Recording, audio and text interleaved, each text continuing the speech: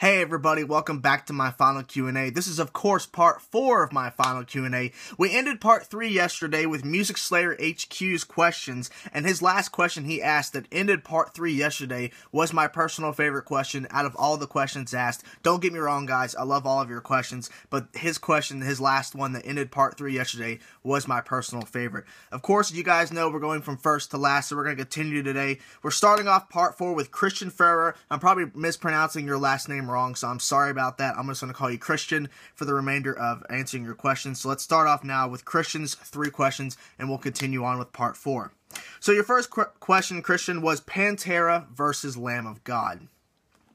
Now, when I say this answer, do not, I might get some hate, I doubt it, but personally, out of the 2 bands you gave me, I have to go with Lamb of God only because I'm more familiar with Lamb of God's work.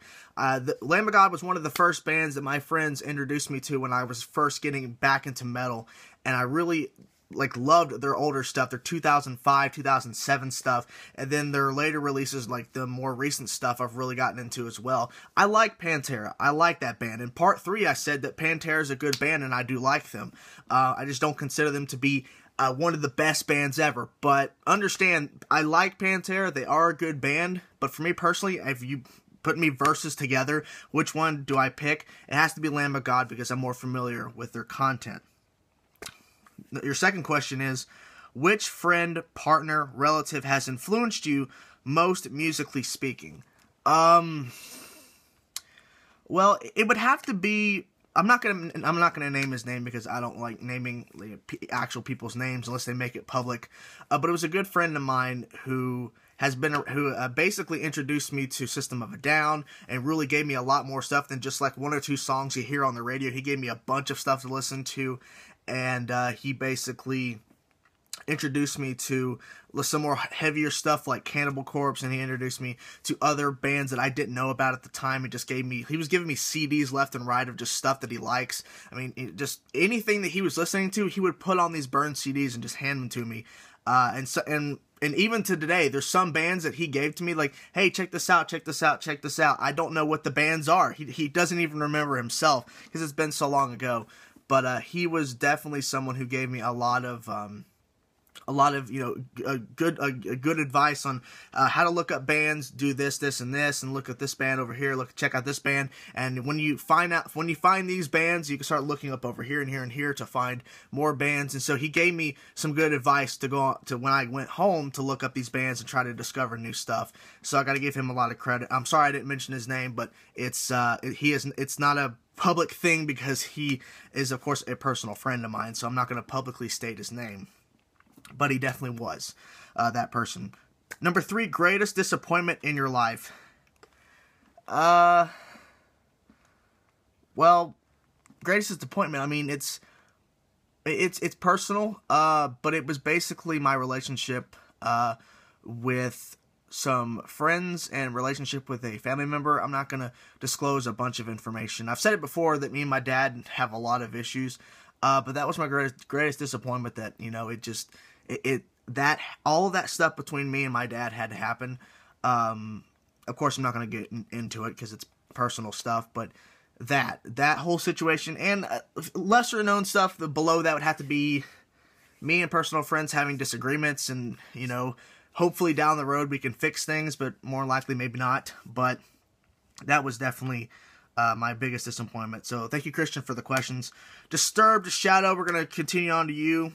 You had a little something before your questions, and you wrote, I've been watching your videos since I saw your review of All That Remains, A War You Cannot Win, like 2 years ago. I always enjoy hearing your thoughts on new albums. Thank you for the kind words, man. I'm glad that you actually stuck around because of that review. All That Remains, A War You Cannot Win. People hated me for that. Oh my god. People were so angry at me because I actually liked that album. I can't help it. I like the album. But thank you so much for sticking around watching my channel, man. It means a lot. So here are your questions. Question number 1 Disturbed Shadow has is, what is the process you go through when preparing to review an album? Of course, listening to it front to back a couple of times. Usually, you know, on like the full time listen, then a repeat, and then taking a little break, looking up some info, and then listening to the album again, maybe 3 or 4 times in its entirety, and then maybe individual tracks and individual sections of songs to really understand what's happening, and then set up the camera and get a one take, and that take is it.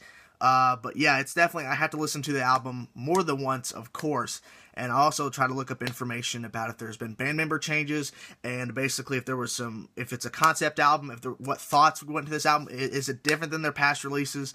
So I look up some background information as much as I can, but I try to listen to the album more than twice, and usually I do get that done, so there you go. Have you checked out My Missing Half yet? I'm dying to know what you think of their music. I don't remember you mentioning this band, but when I saw your question pop up, I actually typed in their band name and actually saw you commented on a music video. I'm not going to lie, I mean, they have a good sound for them being a newer band, but I'm not really interested that much in their music because it might sound good, but I mean, it reminds me of a lot of bands I've already heard before and bands I don't listen to because they sound too similar to bands that, you know, I do currently listen to that at least try to do something different. I mean, who knows where they can go, but for the song I heard, I wasn't really that impressed, but it was great sounding, but not so much songwriting for me, but, you know, I'm not going to count them out just yet. They might blow my mind. Who knows? But yeah. Of all the bands you've seen live, which one put on the best show? Between the Buried and Me. I'm sorry, Metallica, but Between the Buried and Me, it's not a show. It's just when you're there and experiencing an album or an EP in its entirety, because I heard The Great Misdirected in its entirety. I've heard Hypersleep Dialogues being played like the actual EP in between a bunch of other random songs they were playing. They played the EP randomly in the middle of their set. And then I saw the Parallax 2 in its entirety, the full-length album, and just experiencing those albums and that EP live is just amazing because it sounds exactly like it does on the record, and it's definitely something to just behold and love. So I gotta give Between the Buried and Me that edge, because like, yeah, if they come near your town and they're near where you're playing and you know of the band, you have to go check them out live. It's just a fantastic show. Metalhead for Life 93. Disturb Shadow, thank you for the questions. We're going to continue on with Metalhead for Life 93. I only have 2 questions. Have you heard the new Mushroom Head album, The Righteous and the Butterfly? What do you think of it? I have not heard it. I know of Mushroom Head. I just have not heard that record. I'm assuming it's the newest record they put out. I didn't hear any info about it, so I'll look it up at some point, but I have no thoughts about it because I have not heard it. But I have heard of Mushroom Head in the past, so I will look that up at some point. Your second question, what do you think of the band Lordy? I'm sure you've heard them, have them in your collection, but I'd just like to hear your opinion on them. I've seen the band name. I might have heard 1 or 2 songs by them, but honestly, I've not heard anything that I can really remember right now about them. So I have no opinion about them. So I don't have them in my collection or really have heard them.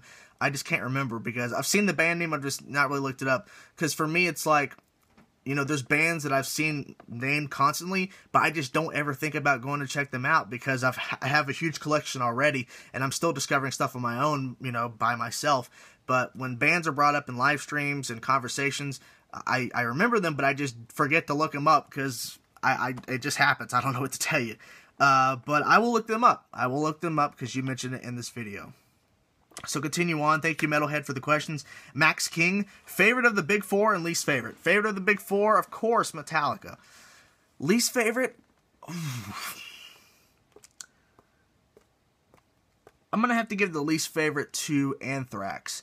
And it's not because Anthrax sucks, it's because I do like Slayer a little more. Megadeth is second. Metallica's first, Megadeth second, Slayer third. Anthrax has to be fourth. I mean, Slayer, I just think, has that heavier sound that I do like from time to time. And Anthrax has some great songs. They really do. But I have to give Slayer the edge there.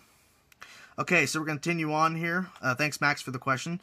Assad Abbas, I probably mispronounced your name. I'm sorry, man, but I'm going to read. You wrote a huge thing, and you have 3 questions, so let's read off your thing, what you wrote. Hey, Chainsaw, just wanted to say I'm a big fan of your reviews, and I'm glad to have learned everything you have taught me about some of my favorite bands, music, etc. It's because of you that I have heard about the Black Dahlia murder, and now they're one of my favorite death metal bands, so thanks for that.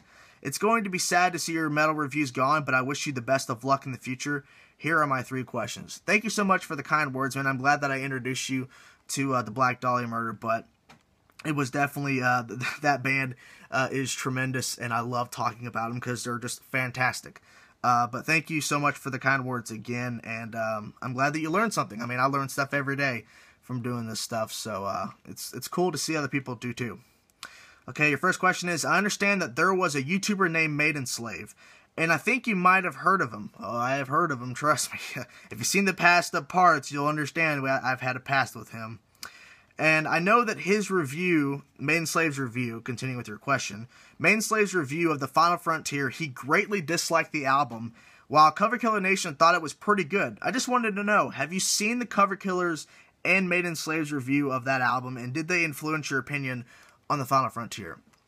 To answer the first part, have I seen both their reviews? Not entirely, not the full videos. I mean, I probably saw like the first couple of seconds or minutes of each at the time, but no. And to be honest with you, if other reviewers were swaying my opinion because of, like, if other people's reviews were swaying my opinion for an album before I reviewed it or my thoughts about it, I would have quit reviewing back in 2012 when I started doing it, because that's basically saying I'm not being honest with my opinion. I'm just saying what other people are saying. If I listened to Cover Killer Nation's review and he was saying it's great, and then I come on camera and say it's great, guys, because of what he said, I'm lying. I'm only saying it's good because somebody bigger than me and somebody else said it's good, so I gotta say it's good too. No. I got slammed. My first official attack on my channel from people that didn't like my opinion was L'Enfant Sauvage Gojira's album L'Enfant Sauvage. Everyone else liked it, and I was the one that gave it some crap, and people attacked me because I was being honest. So no, neither of their opinions nor anybody's reviews sways my opinions for album reviews.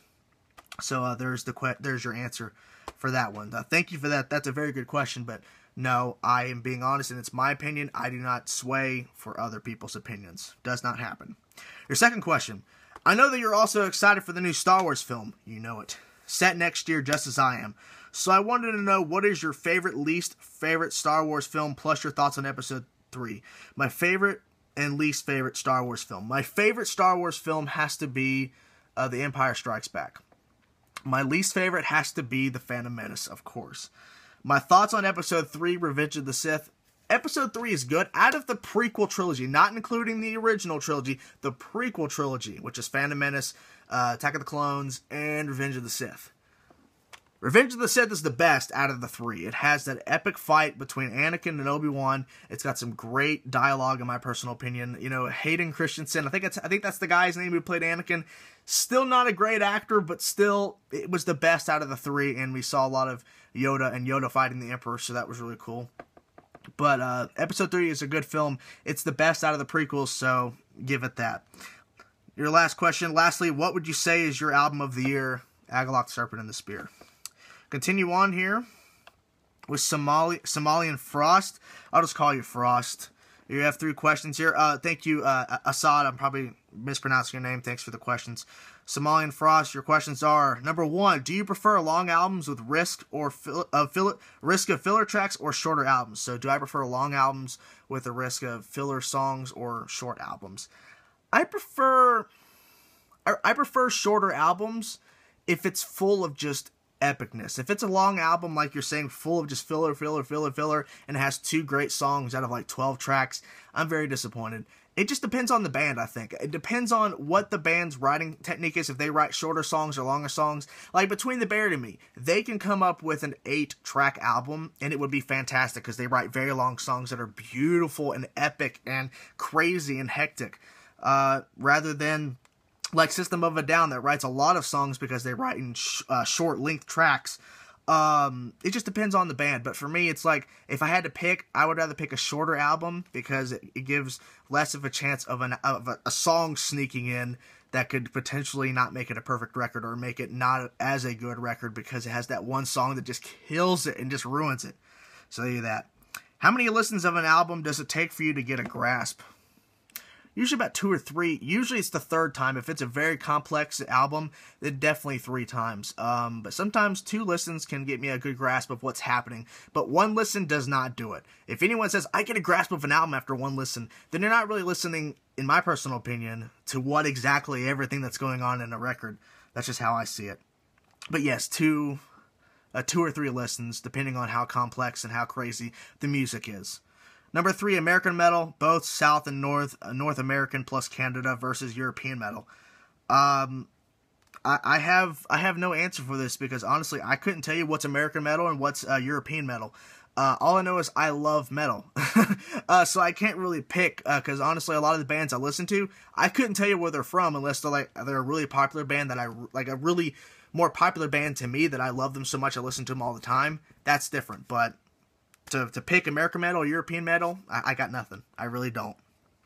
Anyways, guys, that's the end of part 4. We're going to end tomorrow. Part 5 will be the end of it. So part 4 is done, guys. We're ending with Somalian Frost. We're going to continue part 5 and finish off with Aaron Begin tomorrow. So we're going to start off that with part 5. So part 4 is done. Thank you guys for watching. I'll see you guys tomorrow with part 5. Peace out.